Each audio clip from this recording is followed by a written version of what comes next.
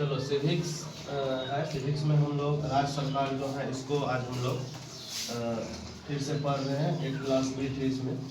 देखो इसमें जो है क्या क्या है। राज्य सरकार जो है इसको हम लोग स्टेट गवर्नमेंट कहते हैं। सरकार जो है 3 स्तर जो है सरकार के हैं। सबसे ऊपर जो है वो केंद्र सरकार है, फिर उसके बाद तुमको जो है राज्य सरकार है और एक स्थानीय सरकार है। ठीक है।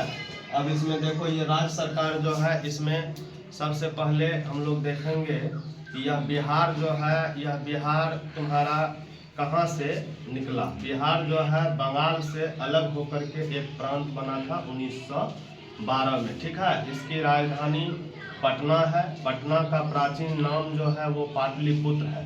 ठीक है, यहाँ तक समझ गया था। अब इसमें देखो पूरे बिहार जो है ना इसको 243 विधानसभा क्षेत्रों में बांटा गया है। कितने विधानसभा क्षेत्रों में? 243 विधानसभा क्षेत्रों में बांटा गया है। और प्रत्येक विधानसभा क्षेत्र से एक विधायक होते हैं जो उस क्षेत्र का प्रतिनिधित्व करते हैं। ठीक है। विधानसभा सदस्यों का जो कार्यकाल होता है वो 5 वर्षों का होता है। कितने वर्षों का? 5 वर्षों का होता है। और ये जो विधानसभा क्षेत्र से जो प्रतिनिधित्व करते हैं अर्थात विधायक को अंग्रेजी में एमएलए कहते हैं। ये जो बैठते हैं वो बैठने वाले सदन विधानसभा होता है और वो विधानमंडल का एक सदन है। ठीक है। ये बिहार विधानमंडल जो है पटना में है। इसके कितने सदन हैं? 2 सदन है। कितने सदन हैं? 2 सदन है। विधानसभा और विधान परिषद। विधान परिषद उच्च सदन है और विधानसभा जो है निम्न सदन है। ठीक है। अब देखो विधानसभा सदस्यों का कार्यकाल 5 वर्षों का होता है, जबकि विधान परिषद सदस्यों का कार्यकाल जो है 6 वर्षों का होता है। ये विधानसभा जो है ये तुमको क्या है? एक अस्थायी सदन है। कौन सदन है? अस्थायी सदन है। और यह समय समय पर भंग भी होती है। लेकिन तुमको विधान परिषद जो है वो क्या है? एक अस्थायी सदन है। ये भंग नहीं होती है। ठीक है। ये भंग नहीं होती है।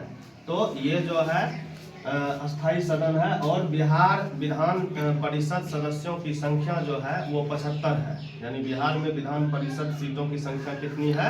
75 है। और विधानसभा सीटों की संख्या कितनी है? 243 है। अब देखो ये प्रत्येक विधानसभा से जो एक विधायक होते हैं उसको अंग्रेजी में क्या बोलते हैं? एमएलए बोलते हैं। एमएलए का फुल फॉर्म होता है मेंबर ऑफ लेजिस्लेटिव असेंबली। क्या होता है? Member of legislative assembly. ठीक है।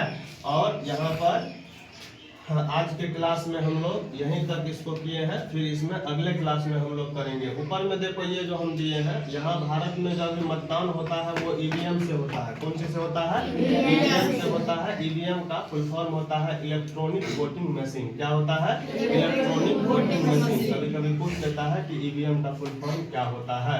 ये तुम लोगों को होगा। चलो इधर देखो कुछ इसमें लोकतंत्र से संबंधित जो है हम यहाँ पर लिए हैं। देखो भारत में कैसी शासन व्यवस्था है? तो लोकतंत्रात्मक या फिर प्रजातंत्रात्मक शासन व्यवस्था है। ठीक है। और लोकतंत्र को अंग्रेजी में क्या कहते हैं?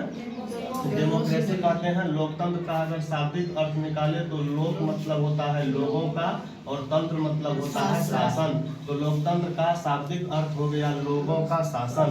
और लोकतंत्र की जो सबसे शानदार और सर्वमान्य परिभाषा है वो परिभाषा अब्राहम लिंकन ने दी थी। किसने दी थी? अब्राहम लिंकन ने।